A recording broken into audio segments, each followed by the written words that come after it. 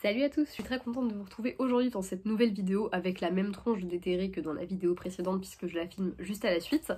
Donc j'ai toujours le Covid et je suis toujours fatiguée, mais je suis très contente de faire cette vidéo parce que j'adore faire des vidéos bilan de l'année, c'est les vidéos que je préfère faire. Voilà. Donc, je vous souhaite à tous une très bonne année 2022, j'espère que le début d'année sera plus sympa pour vous que pour moi. Voilà, j'espère que vous avez plein de projets pour cette nouvelle année, qu'elle vous apportera tout ce que vous pouvez désirer, même si, et comme je le disais dans ma vidéo précédente, je trouve ça un peu bidon de nous souhaiter le meilleur alors qu'on ne sait pas du tout de quoi demain va être fait et que tout est très incertain dans ces périodes de merde. Espérons juste que cette année soit meilleure, espérons que vous soyez tous en bonne santé parce que, bon, je vais sortir une phrase de grand-mère, mais la santé c'est le plus important. Je sais de quoi je parle. Et voilà. On va commencer cette vidéo bilan. Donc j'ai prévu de vous faire un top 5, un flop 5, donc les 5 lectures que j'ai préférées cette année, les 5 lectures que j'ai le moins aimées cette année. Et puis voilà, tout simplement. Si je devais résumer un petit peu mon année, ça a été une année qui a été quand même vraiment ouf. Déjà j'ai repris vraiment de manière intensive cette chaîne YouTube, si on oublie le fait que je n'ai pas été là pendant à peu près 3 mois à la fin de l'année. Globalement j'ai quand même voilà, essayé de reprendre vraiment la chaîne. Le blog je l'ai plus ou moins lâché. J'aurais bien aimé le poursuivre, je m'étais vraiment remis dedans au tout début d'année, mais j'avais tellement de retard qu'en fait à force ça s'accumulait, ça me gonflait. Donc j'avais un peu lâché le truc. C'est dommage parce que j'aimais bien, mais j'ai de moins en moins le temps et avec l'écriture et tout, quand je l'ai repris c'était foutu parce que bah quand je prenais l'ordi c'était pour écrire. Du coup j'ai publié mon premier roman. Dans la barre d'infos, vous pouvez aller cliquer sur le lien et puis ça va vous amener sur la page Amazon et vous pouvez aller le télécharger, l'acheter, enfin voilà tout ça quoi. Bref, j'ai lu 45 livres cette année. Je suis assez peu fière, j'aurais aimé au moins passer la barre des 50. Je sais plus combien j'en avais lu l'année dernière, j'aurais dû faire le parallèle, mais c'est pas foufou. À raison de quoi, je sais même pas combien ça fait à peu près de livres par mois, mais voilà. Il y a eu des mois où je lisais un bouquin, il y en avait où j'en lisais 10. C'était très rare que j'en lise 10, mais voilà. J'ai quand même beaucoup baissé à une époque, je lisais quand même une dizaine de livres par mois, c'était ma moyenne, et voilà, on sent que mon quotidien n'est plus le même quand même, donc voilà. J'en ai acheté 58, ce qui est plutôt pas mal, parce que ça c'est sûr que c'est en baisse par rapport à l'année d'avant. On n'est pas très loin du nombre de livres que j'ai lus, sachant qu'il y en a quand même les 3/4 que j'ai acheté d'occasion ou qu'on m'a donné ou quoi. Enfin, je trouve que quand même ça reste un très bon chiffre et je suis assez fière de moi. Ça faisait partie de mes objectifs en début d'année, je voulais acheter beaucoup moins de livres, donc je m'étais fixé que de ne pas acheter de livres neufs comme ça, à moins que ce soit des livres que j'attendais vraiment, des éditions limitées, comme notamment les deux Saxus. Ou que ce soit des suites de sagas que j'attendais, que je voulais lire, et c'est vrai que j'ai plutôt bien tenu ça, et je suis assez contente de moi, donc j'espère continuer sur cette lancée. Pour l'instant on est le 11 janvier, et j'ai commandé des livres sur Vinted, mais du coup c'est que de la seconde main, donc je suis assez contente de ça. En même temps je suis pas sortie de chez moi, donc ça aide peut-être un petit peu, hein. Voilà voilà. J'ai commencé 10 nouvelles sagas, sachant que j'ai peut-être noté des sagas que j'ai terminées aussi dedans. Mais bref, j'ai commencé 10 nouvelles sagas. J'essaye de lire, de lancer de moins en moins de sagas, ou en tout cas d'en terminer en parallèle, et j'en ai terminé 9. Sachant que je m'étais fixé comme objectif d'en terminer 10 cette année, mais que bah du coup j'ai très peu lu sur les 3 derniers mois, sinon c'était sûr que j'aurais fini plus de sagas. Donc ma foi, je suis plutôt assez satisfaite de ce bilan global. Je trouve que ça va, j'aurais aimé lire plus. Mais encore une fois, le fait que mes 3 derniers mois de l'année aient été assez pourris en termes de lecture, c'est peut-être aussi... ça joue un petit peu, hein. Forcément 3 mois où on lit 3 livres, ça aide pas des masses à avoir un bilan. Sinon je pense que oui, j'aurais largement passé les 50 et j'aurais terminé 10 sagas, et du coup ça aurait été kiff-kiff, j'aurais commencé autant de sagas que j'en ai terminé. Voilà. Sachant que là j'ai refait un tri là cette année en refaisant du coup j'ai une page saga en cours, et du coup j'ai fait du tri et j'en ai dégagé plein, des trucs que de toute façon je pense que je ne lirai pas, je ne lirai plus, que voilà ça fait trop longtemps, et puis je pense que j'ai pas forcément envie, besoin de connaître la suite de la saga, donc je les ai dégagés tout simplement de ma liste de lecture. Pareil sur ma pile à lire, il y a plein de titres que j'ai pas recopiés, que j'avais et que j'ai plus ou moins tège de la liste parce que je pense que ça vaut pas le coup quoi. On va commencer tout de suite avec le top, je pense, de mes lectures. Je vais faire en commençant par la fin et puis en prenant par le début, par ordre décroissant du coup. Ouais. Donc le top 5. Sur la 5e place du podium, on retrouve Un palais de colère et de brume de Sarah J. Maas. Il s'agit du tome 2 de la saga que l'on connaît tous, ou pas d'ailleurs, sous le nom d'Akotar. J'ai relu le tome 1 et j'ai attaqué le tome 2 parce qu'il y a eu un moment où je voyais une... Mais je crois que c'est à cause de Victoire de nous les lecteurs qui a dû les lire et en fait elle m'a grave hypée, elle m'a donné envie de me replonger dedans parce que j'avais pas trop aimé le tome 1. Donc je l'ai relu, ça n'a pas été une révélation, hein, pas plus que pendant ma première lecture, mais je l'ai peut-être un peu plus... Bon non, je sais pas, je l'ai aimé de la même manière. Pas trop d'avis sur la question. Mais le tome 2 a été un vrai coup de cœur, je l'ai adoré, je l'ai dévoré, j'étais à fond dedans, j'ai acheté le tome 3 quasiment dans la foulée, j'ai toujours pas lu, faut que je le lise, mais j'ai été vraiment à fond dedans, je l'ai trouvé vraiment bien, c'est un roman dont je garde en tête l'univers que je trouve vraiment fou et bah ça avait déjà été le cas la première fois que, enfin dans ma première lecture du tome 1. Mais ce tome 2, je trouve qu'il redistribue complètement les cartes et qu'il nous fait découvrir un peu plus l'univers, un peu plus les personnages, et le personnage de Rhysand est juste extra. Et j'ai adoré être plus amenée à le côtoyer davantage dans ce tome 2. Et franchement, c'est un tome qui est vraiment très très bon. Et j'ai très hâte de lire la suite. Et en même temps, ça me fait un peu peur. J'espère juste ne pas être déçue.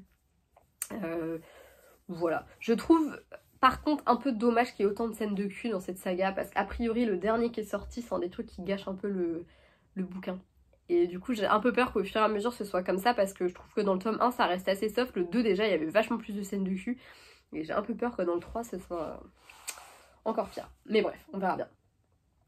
En 4e position, il s'agit des 2 tomes qui sont sortis jusque-là du Prince Cruel, donc Le Prince Cruel et le Roi Maléfique de Holly Black, qui ont été l'un comme l'autre de gros coups de cœur. J'ai adoré cette saga. On reste dans un univers avec des elfes, des fées plutôt que des elfes, parce que je pense que j'en connais un qui tirerait la gueule si je le traitais d'elfe. Avec ce roman qui a été vraiment une super révélation. J'ai adoré l'univers, j'ai adoré les personnages, j'ai adoré l'intrigue, que ce soit l'intrigue politique, l'intrigue amoureuse, j'ai trouvé que c'était trop bien. Je me suis fait retourner le cerveau plus d'une fois, que ce soit dans le tome 1 ou dans le tome 2. Un petit peu de longueur dans le tome 2, mais je l'ai adoré quand même et j'ai super hâte de lire la suite qui devrait bientôt sortir, si je dis pas de bêtises, je crois qu'elle sort dans 1 ou 2 mois. J'ai très hâte parce que j'ai très hâte de clôturer une saga de plus déjà. C'est encore un de mes objectifs de l'année, c'est d'en finir 10. Et aussi et surtout parce que j'ai super hâte de découvrir la suite de l'histoire. J'avoue que je suis un peu restée sur ma faim et que j'ai très hâte de savoir ce qui va advenir. En 3e position, un roman qui m'a bouleversée et qui se situe, je crois que c'est le seul d'ailleurs, ouais, c'est le seul qui est un roman de type plutôt contemporain. Il s'agit d'Un jour de plus de ton absence de Mélusine Huguet, qui est un roman qui m'a retourné la gueule, retourné les tripes, qui m'a fait du bien et du mal à la fois. Il aborde tellement de sujets différents et il les aborde tous tellement bien. Enfin, franchement, Mélusine a fait un travail de fou avec ce roman et je trouve qu'elle a réussi à retranscrire des émotions de manière très forte. Elle a une plume qui était très factuelle en fait. Je trouvais au début, moi j'ai vraiment trouvé que c'était assez factuel et en fait ça a réussi quand même à me prendre complètement aux tripes. Et c'est un roman qui m'a énormément marquée et qui a été très dur à lire, vraiment très très dur, et aujourd'hui encore quand j'y pense, c'est un roman qui secoue je trouve, et je l'ai vraiment adoré, et je le conseille vivement, mais pas à tout le monde parce qu'il y a des thématiques abordées qui sont très dures. Moi il y en a au moins 2 qui m'ont heurté de manière très violente parce que très personnelle, et voilà, mais en même temps ça m'a fait, enfin je trouve ça très, enfin vraiment genre je me revois le fermer et puis être complètement ravagée, en même temps bluffée.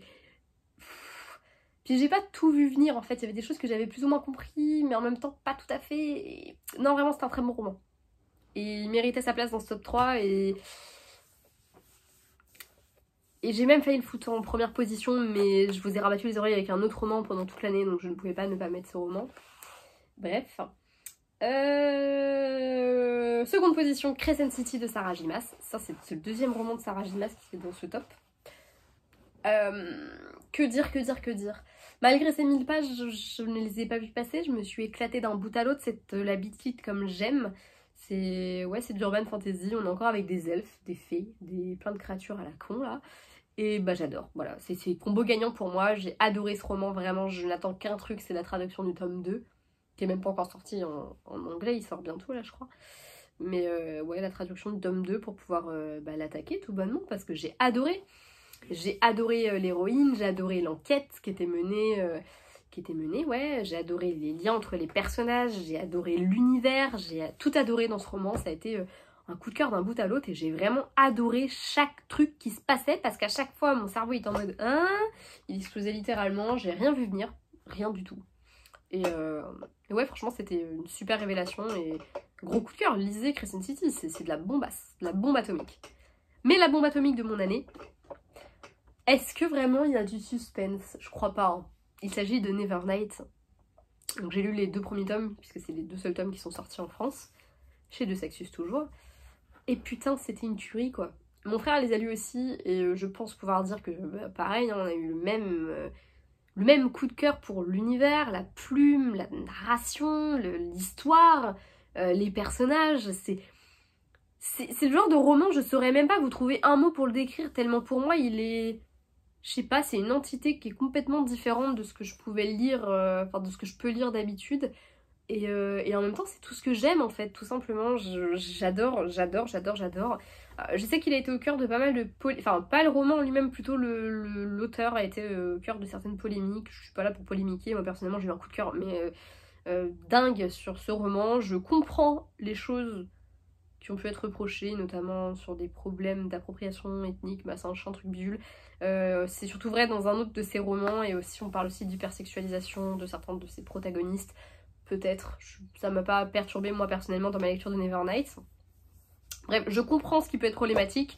Ça ne m'empêche pas d'avoir eu un coup de cœur absolu et incommensurable pour Nevernight, qui pour moi est une saga dingue, vraiment, vraiment la façon dont c'est narré, moi je trouve ça génialissime.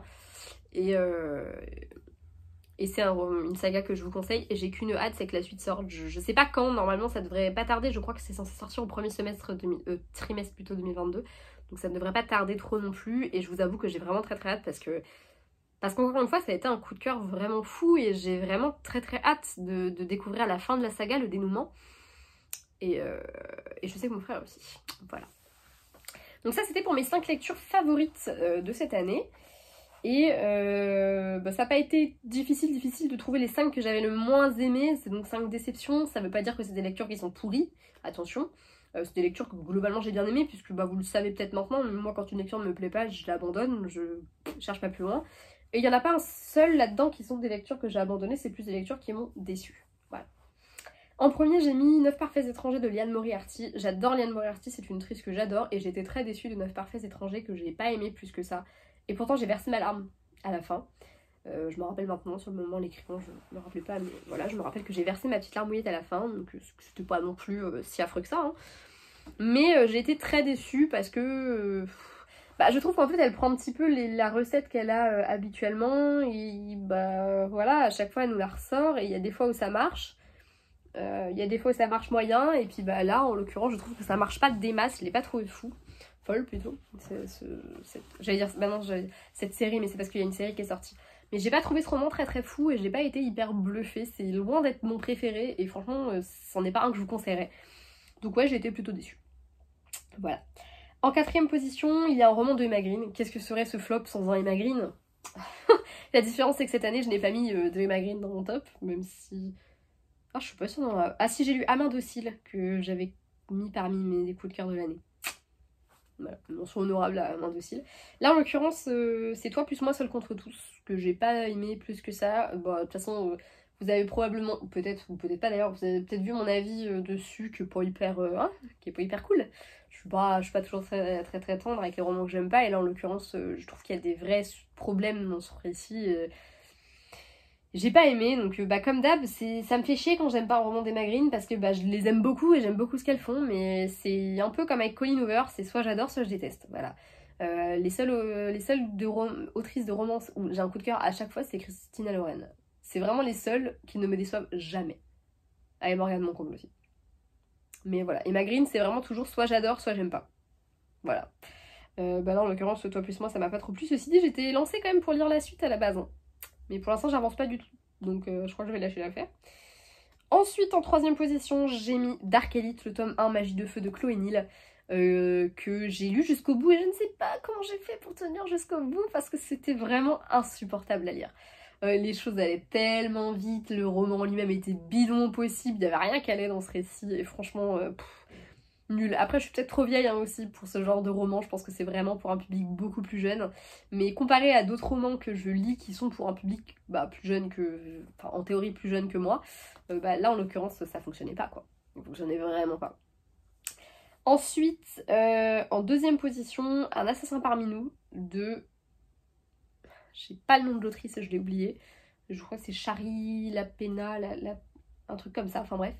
J'en avais entendu pas mal parler, puis je l'ai beaucoup vu passer sur les réseaux, donc ça m'avait donné envie de le lire. Donc je l'avais acheté, je me rappelle, sur Vinted et je l'ai rendu aussitôt parce que j'étais pas... Bon, j'ai pas été bluffée du tout, j'ai trouvé le dénouement final assez naze. Si j'ai bien aimé la façon dont c'était écrit, parce que c'est vrai que je me rappelle que globalement c'était quand même pas trop mal hein. Parce que d'un bout à l'autre on avait beau suivre un peu tous les personnages, on se doutait de rien, mais j'avais pas été... Enfin je sais pas, j'avais été déçue en fait par le dénouement et je pense que ça... Moi j'en attendais beaucoup plus quoi, tout simplement. Et enfin, le dernier. Le top 1 était un de Saxus, le flop 1 est un de Saxus, il s'agit de Royaume assassiné de Alexandra Christo, que j'ai vraiment pas aimé. Pourtant j'ai vu que je lui avais mis une bonne note quand même quand je l'ai noté dans mon petit cahier, hein. Je lui ai mis une bonne note, je crois que j'ai mis un 16, un truc comme ça, alors que j'en garde vraiment un souvenir de déception intense. Et encore une fois, je pense vraiment que c'est lié à la traduction, parce que c'est vraiment ce qui m'a dérangé, c'est vraiment la narration en elle-même, et le fait que je trouvais ça très lent, très long, très chiant. Et je pense que ouais, c'est vraiment un problème lié à la traduction qui fait que la narration est aussi pénible en fait. Et je trouve ça dommage, parce que je pense que sinon ça m'aurait peut-être beaucoup plus plu, sachant que l'histoire est quand même vraiment sympa, les personnages aussi. Il y a plein de choses vraiment cool en fait dans cet univers, et je pense que ouais, malheureusement, c'est ça qui a péché, c'est vraiment ce problème de narration, de traduction. Et malheureusement c'est un flop pour moi, et c'est le flop le plus retentissant de l'année, parce que je l'attendais tellement ce bouquin. Vraiment, genre j'avais trop hâte de le lire, hein. Je crois que c'est une des premières sorties de Saxus où j'ai vraiment... où je l'ai vraiment suivi dès le début et où j'avais vraiment envie de le lire tout de suite. Enfin vraiment c'était... Mais voilà, un peu déçue quoi. Voilà. C'est tout pour ce bilan de l'année 2021. Pour cette année 2022, je me suis fixé comme objectif de finir au moins 50 romans, de terminer 10 sagas, de lire 5 romans de Beat Lit Urban Fantasy, et je crois qu'il y a un dernier truc, mais j'ai oublié ce que c'était évidemment, sinon c'est pas drôle. Ah oui, et de lire au moins 10 vestiges de ma pile à lire, et j'ai commencé d'ailleurs parce que j'ai lu Red Rising, enfin. Mais je vous en parlerai bientôt dans la première vidéo update de l'année. En attendant, j'espère que cette vidéo vous aura plu. N'hésitez pas à me dresser les tops et flops pour vous de votre année. Quels sont les romans qui vous ont marqué cette année. Me donner vos avis sur ceux que moi je vous ai cités, si vous les avez lus, si vous les avez aimés, pas aimés ou quoi que ce soit. Et puis je vous fais de gros bisous et à bientôt. Salut!